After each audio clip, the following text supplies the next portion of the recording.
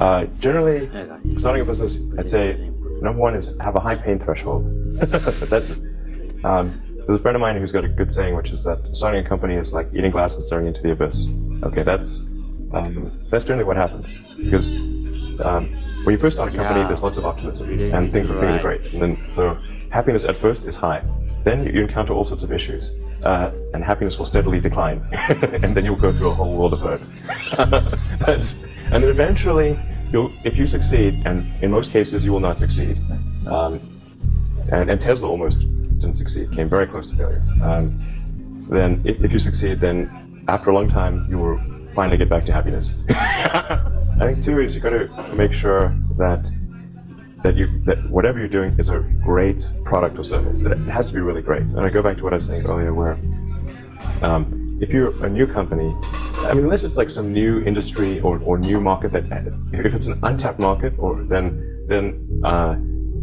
you have more ability to. The standard is lower for your product or service. But if you're entering anything where there's an existing marketplace against large entrenched competitors, then your product or service needs to be much better than theirs. It can't be a little bit better, because then you put yourself in the shoes of the consumer, and they say, why would you buy it as a consumer? You're always going to buy the trusted brand unless there's a big difference. So a lot of times, an entrepreneur will come up with something which is only slightly better, and it can't just be slightly better. It's got to be a lot better. Number three, I'd say, is constantly seek criticism.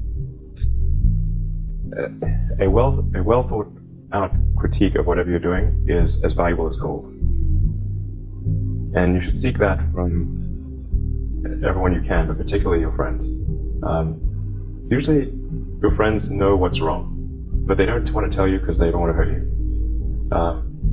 So they'll say, oh, I would encourage my friends, so I'm not going to tell them what I think is wrong with the product. It doesn't mean your friends are right, but very often they are right. And you at least want to listen very carefully to what they say. And to everyone, you're looking for, basically, you should take the approach that you're original. That you, the entrepreneur, are wrong. Your goal is to be less wrong.